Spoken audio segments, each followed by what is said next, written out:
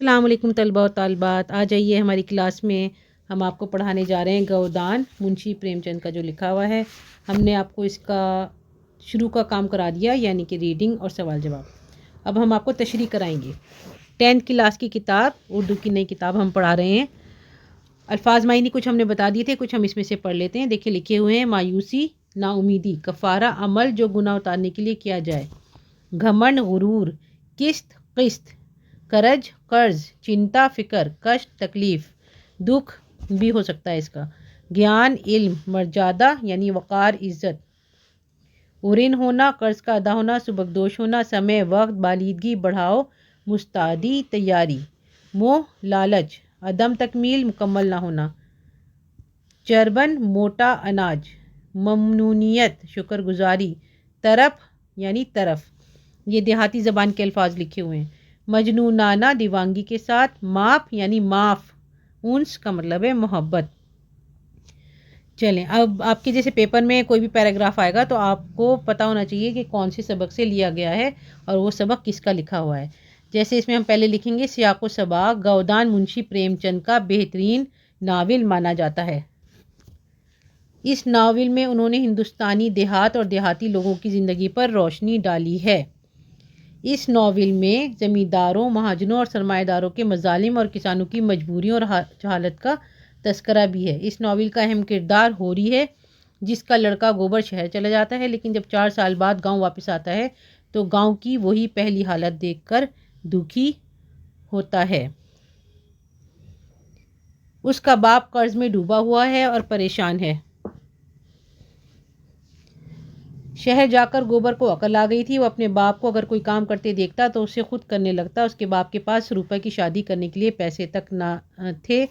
ہوری نے ایک پنڈت داتا دین سے 200 روپے قرض لے کر روپے کی شادی بڑی دھوم دھام سے کی، لیکن قرض لینے کی وجہ سے ہوری شرم کی وجہ سے گھر سے باہر نہیں نکلتا تھا۔ 3 دن رکنے کے بعد گوبر لکھنؤ چلا گیا۔ اسے اپنے والد کی پریشانیوں کا احساس تھا۔ روپا کا شوہر اس سے عمر میں بہت بڑا تھا، مگر روپا اپنی سسرال میں بہت خوش تھی۔ ہوری کی خواہش ایک گائے خریدنے کی تھی، جس کے لیے اس سے 8 آنے روز پر مزدوری کر لی جس کے لیے اس نے 8 آنے روز پر مزدوری شروع کر لی۔ وہ دن میں کام کرتا اور رات کو ستلی کاٹتا تھا۔ زیادہ محنت کرنے کی وجہ سے اس کی صحت خراب ہونے لگی تھی۔ ایک دن ہوری صبح سویرے اٹھا تو دیکھا کہ ہیرا اس کے سامنے کھڑا ہے۔ ہوری نے اس کے بڑے ہوئے بال اور کمزور جسم دیکھ کر اس کا حال چال پوچھا اور اسے گلے سے لگایا۔ ایک دن مزدوری کرتے کرتے ہوری کے ہاتھ پیر ٹھنڈے ہونے لگے۔ اس کی آنکھوں کے سامنے اندھیرا چھا گیا اور اس کی آنکھیں بند ہو گئیں۔ اس بات کی خبر گاؤں میں ہوتے ہی ہیرا اور دھنیا بھی فوراً آ گئے۔ وہ دھنیا کو دیکھتے ہی رو پڑا اور کچھ ہی دیر بعد اس دنیا سے رخصت ہو گیا۔ یہ تو ہو گیا اس کا خلاصہ۔ آگے دیکھیں نمبر 1 پہ لکھا ہوا ہے، لڑکپن سے شروع ہوتا ہے یہ پیراگراف۔ آپ کی کتاب میرے سامنے ہے، یعنی پہلا جو پیراگراف ہے اس کے بعد دوسرا پیراگراف لکھا ہوا ہے۔ لڑکپن سے گوبر نے گاؤں کی یہ حالت دیکھی تھی سے شروع ہو کر روئیں روئیں سے بیٹے کے لیے دعا نکلتی ہے تک، صفحہ نمبر 22۔ ٹھیک ہے، اس کا اب ہمیں اگر آ جاتا ہے کام تشریح کا تو ہم کیسے کریں گے؟ سب سے پہلے ہم لکھیں گے سیاق و سباق۔ حوالہ متن بھی لکھا جاتا ہے اور سیاق و سباق بھی لکھا جاتا ہے۔ جیسے ہم لکھیں گے کہ یہ اقتباس منشی پریم چند کے ناول گودان سے لیا گیا ہے۔ اس ناول میں انہوں نے گاؤں کی کشمکش بھری زندگی کا خاکہ کھینچا ہے۔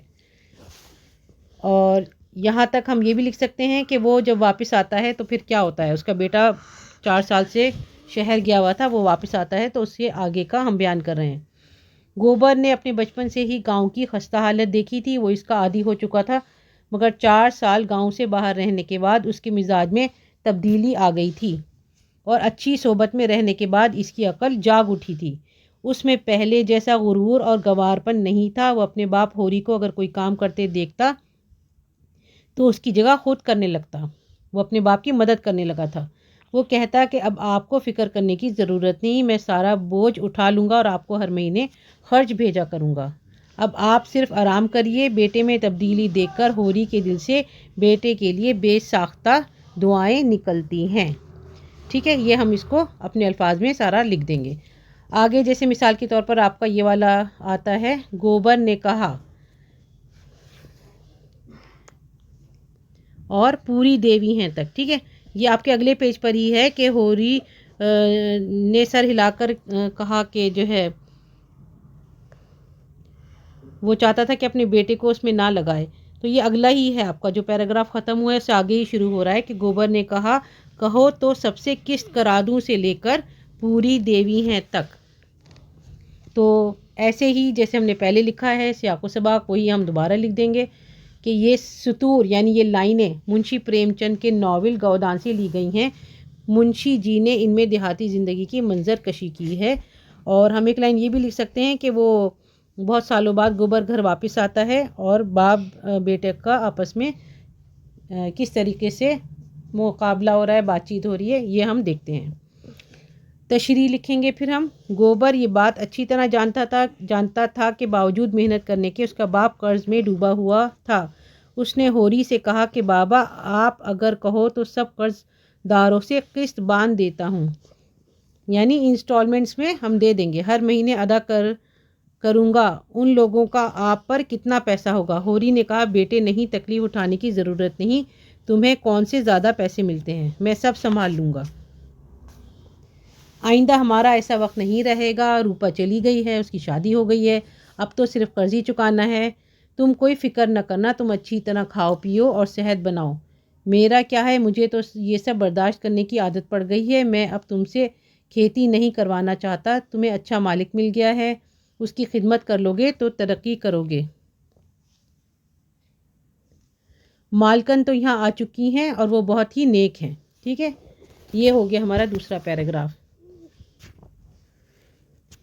تیسرا ہے ہوری نے. جی, اس آپ کی کتاب میں صفحہ نمبر 23 ہے, وہاں سے یہ شروع ہوگا. اور اس میں وہ والا ہے کہ ہوری نے روپے لیے تو اس کا ہاتھ کانپ رہا تھا. یہاں سے شروع ہو کر ٹکڑے ٹکڑے ہو گیا ہو یہاں تک. ٹھیک ہے, اب ہم اس کی تشریح کریں گے. یہ لکھیں گے کہ یہ سطور یا یہ لائنیں منشی پریم چند کے ناول گودان سے لی گئی ہیں. منشی جی نے یہاں دیہاتی زندگی کی منظر کشی کی ہے. یہ ہو جائے گا حوالہ متن. اور سیاق و سباق یہ ہوگا کہ گوبر واپس آتا ہے اور اپنے باپ سے بات کرتا ہے کہ میں آپ کی جو ہے پریشانی میں ہاتھ بٹاؤں گا. اور وہ باپ کی بہت مدد کرتا ہے ہر کام میں. اور باپ جو ہے وہ بہت زیادہ قرض میں ڈوبا ہوا ہے اور اپنی بیٹی کی شادی کرنی ہے, تو اس کے لیے وہ کیا کرتا ہے, 200 روپے ایک آدمی سے لیتا ہے اور ایک بوڑھے آدمی سے, عمر رسیدہ آدمی سے اپنی بیٹی کی شادی طے کر دیتا ہے. تو یہ والی بات یہاں تک ہو چکی ہے, اس سے آگے کی اب ہم تشریح میں بتائیں گے. ہوری نے پنڈت داتا دین سے روپے لیے تو اس کا ہاتھ کانپنے لگا تھا. اس کے منہ سے کوئی لفظ نہ نکلا. اس کو ایسا محسوس ہو رہا تھا جیسے ذلت کے سمندر کی گہرائیوں میں گرا پڑا ہو. اسے اپنی زندگی سے لڑتے ہوئے 30 سال ہو گئے تھے. اب وہ تھک گیا تھا, مطلب کام کرتے کرتے تھک کر چور ہو گیا تھا. اسے ایسا لگتا تھا کہ اسے کسی شہر کے پھاٹک پر یعنی بڑے سے دروازے پر کھڑا کر دیا گیا ہو اور وہاں سے گزرنے والے اسے حقارت کی نظر سے دیکھتے ہوں, لیکن وہ سب سے کہتا ہو کہ اے اللہ کے بندو میرے حال پر رحم کرو. میں نہیں جانتا کہ گرمیوں کی لو اور برسات کیسی ہوتی ہے. میرے جسم کو دیکھو, اس پر کتنی چوٹوں کے نشان ہیں. کوئی مجھ سے پوچھے کہ میں نے کبھی آرام کیا ہے اور کبھی چھاؤں میں بیٹھا ہوں, پھر بھی یہ ذلت, لیکن میں اب بھی زندہ ہوں. اس کے بعد اس کا سارا اعتقاد جو گہرا ہو چکا تھا وہ ٹکڑے ٹکڑے ہو گیا. مطلب وہ جو ہے اس کا مین پوائنٹ یہ ہے کہ مشقت کر کر کے تھک کر چور ہو گیا, لیکن پھر بھی وہ اپنی مشکلات کو قابو میں نہیں کر سکا. آگے ہے چوتھا پیراگراف. یہ آپ کی کتاب میں بتاتی ہوں, صفحہ نمبر 25 پر ہے. تو جب باپ نے بیٹے کو یہ ساری بات بتائی اور وہ بہت زیادہ شرمندہ ہو رہا تھا, تو پھر گوبر ذرا بھی ناخوش نہ ہوا سے لے کر منہ میں جالی لگائے بیٹھا رہوں تک. ٹھیک ہے, یہ صفحہ نمبر 25 کا پہلا پیراگراف ہے. تو سب سے پہلے ہم یہ لکھیں گے حوالہ متن جو ہوتا ہے کہ یہ پیراگراف منشی پریم چند کے ناول گودان سے لیا گیا ہے, جس میں انہوں نے دیہاتی زندگی کی منظر کشی کی ہے. اور سیاق و سباق یہی ہے کہ وہ باپ جب ساری باتیں اپنے بیٹے کو بتاتا ہے جو بہت سالوں کے بعد آیا تھا, تو بیٹا کیا کہتا ہے. گوبر جو ہے ذرا بھی ناخوش نہ ہوا, یہ والی لائن سے شروع ہو رہا ہے. ہوری کی بات سن کر گوبر کو قطعی برا نہیں لگا. وہ احترام سے بولا، یہ برائی والی بات نہیں ہے، البتہ تمہیں رام سیوک کا قرض ادا کر دینا چاہیے، لیکن تم کس طرح کرتے؟ میری اتنی آمدنی نہیں، تمہارے کھیت میں پیداوار نہیں، کہیں سے قرض ملنا مشکل اور گھر میں کچھ دنوں کا اناج بھی نہیں ہے. ایسی حالت میں تم اگر کھیت نہ بچاتے تو کہاں رہتے؟ جس کو پیٹ بھر روٹی میسر نہ ہو اس کے لیے عزت و آبرو ایک ڈھونگ ہے، مطلب ایک ڈرامہ ہے. تم بھی اگر دوسروں کی طرح لوگوں کا پیسہ مارتے تو تم بھی بھلے انسان کہلاتے، مطلب ایک طریقے سے کامیاب انسان نظر آتے. لیکن تم نے کبھی بھی انصاف کا دامن نہیں چھوڑا. میں تو سمجھتا ہوں یہ اسی کی سزا ہے. تمہاری جگہ میں ہوتا تو کبھی یہ برداشت نہیں کرتا کہ اپنی کمائی سے دوسروں کا گھر بھروں اور اپنے بچوں کے لیے کچھ نہ کروں. ٹھیک ہے، یہ ہوگی اس کی تشریح. آگے ہے صفحہ نمبر 26 پر دیکھیے.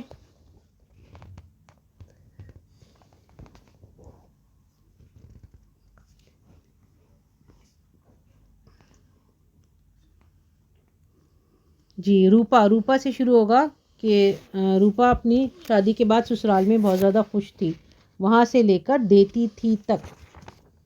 ہاں، یہ ہے صفحہ نمبر 26 میں. یہ شروع ہو رہا ہے پہلا پیراگراف. روپا اپنی سسرال میں خوش تھی سے لے کر دل میں نہ آنے دیتی تھی تک. چلیں اس کی تشریح کریں گے. پھر دوبارہ ہم یہ لکھیں گے کہ یہ پیراگراف منشی پریم چند کے ناول گاؤدان سے لیا گیا ہے اور اس میں انہوں نے دیہاتی زندگی کو الفاظ کے آئینے میں اتارا ہے. اور ہوری جو ہے وہ ایک ادنا کسان ہے جو بہت مشکل سے قرض سے اپنی بیٹیوں کی شادی کرتا ہے، اور روپا کی شادی بھی وہ مجبوری میں ایک عمر رسیدہ آدمی سے کر دیتا ہے. اس سے آگے کیا ہو رہا ہے ہم تشریح میں بتاتے ہیں.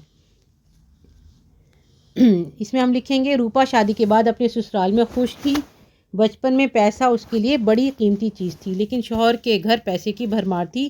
اب وہ اپنی خواہشوں کو دل کھول کر پورا کرتی تھی. حالانکہ اس کے شوہر کی عمر زیادہ تھی لیکن دیکھنے میں وہ جوان لگتا تھا. وہ اپنی بیوی کی ہر ضرورت کو پورا کرتا تھا. اس طرح روپا بھی اپنے شوہر کے لیے ایک گھریلو قسم کی عورت تھی جو اس کا ہر طرح سے خیال رکھتی تھی. اناج سے بھرے ہوئے گودام تھے، دروازے پر جانوروں کی قطاریں، اور ان سب چیزوں کے ہونے کے باوجود اس کے دل میں کوئی ایسا خیال نہیں آتا تھا جس سے اس کے شوہر کو کوئی تکلیف ہو. مطلب وہ ایسا کوئی غلط خیال اپنے دل میں نہیں آنے دیتی تھی. آگے ہے چھٹا پیراگراف. اور اس کی سب سے بڑی خواہش تھی. یہ بھی ہے صفحہ نمبر 26 کا آخری پیراگراف اور یہ چلتا ہے اگلے 27 پیج کے پہلا پیراگراف. اس کی پرورش و پرداخت اسی طرح ہونا چاہیے تک. اس میں بھی ہم اسی طرح لکھیں گے جیسے ہم نے آپ کو بتایا ہے. حوالہ متن کہ یہ پیراگراف منشی پریم چند کے ناول گاؤدان سے لیا گیا ہے اور اس میں انہوں نے زندگی جو ہے دیہاتی زندگی کے بارے میں بہت اچھے الفاظ میں بتایا ہے. اور جو ہے ہوری جو ہے اس نے اپنی بیٹی کی شادی کر دی ہے اور اس کی زندگی اپنے سسرال میں کیسی گزر رہی ہے اس پیراگراف میں یہ بتایا گیا ہے. تشریح. روپا کی خواہش اپنے گھر والوں کو سکھی دیکھنے کی تھی. وہ ان کی غریبی کس طرح دور کرے یہ سوال اس کے ذہن میں بار بار آتا تھا. اسے وہ گائے ابھی تک یاد تھی جو مہمان کی طرح آ کر سب کو روتا چھوڑ کر چلی گئی تھی. اس کی یاد ابھی تک اس کے ذہن میں تازہ تھی. ابھی اس کا دل نئے گھر میں نہیں لگ رہا تھا اور پرانا گھر ہی اپنا گھر محسوس ہوتا تھا.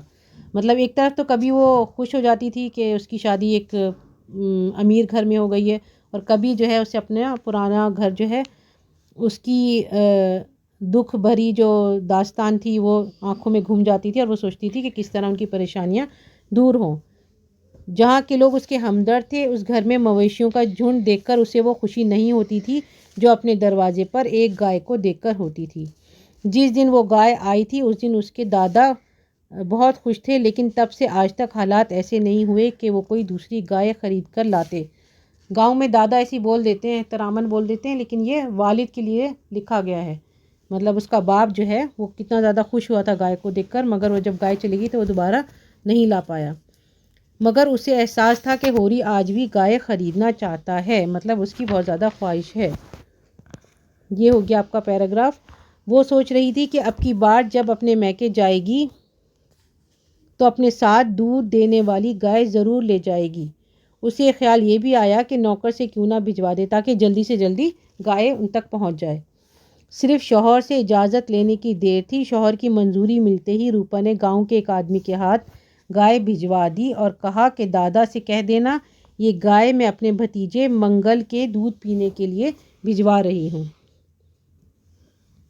چلیں آگے، آج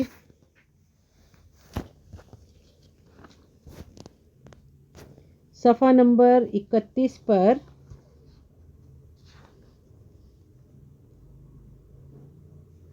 آج 10 بجے ہی سے لو چلنے لگی سے لے کر یہ شروع ہوتا ہے آپ کا نہیں ہے تک، ٹھیک ہے۔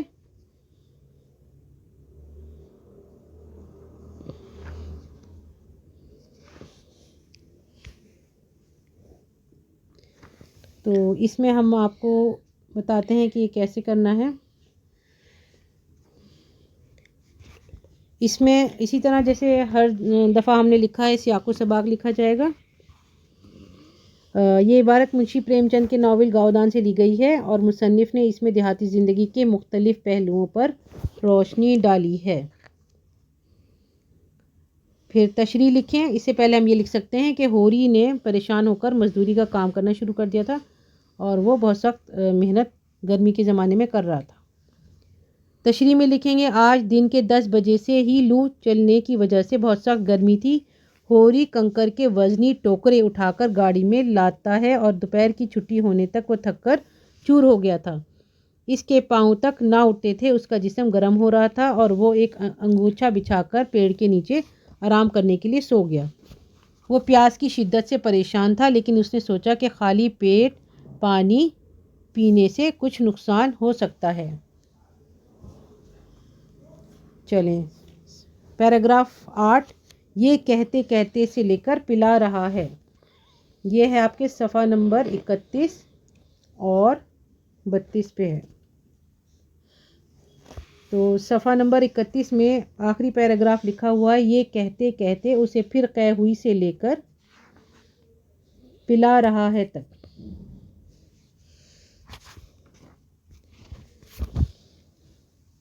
اس میں بھی اسی طرح آپ پہلی لائن یہ لکھیں کہ یہ اقتباس منشی پریم چند کے ناول گاؤدان سے لیا گیا ہے۔ اس کے تحت منشی جی دیہاتی طرز معاشرت پر روشنی ڈالتے ہیں۔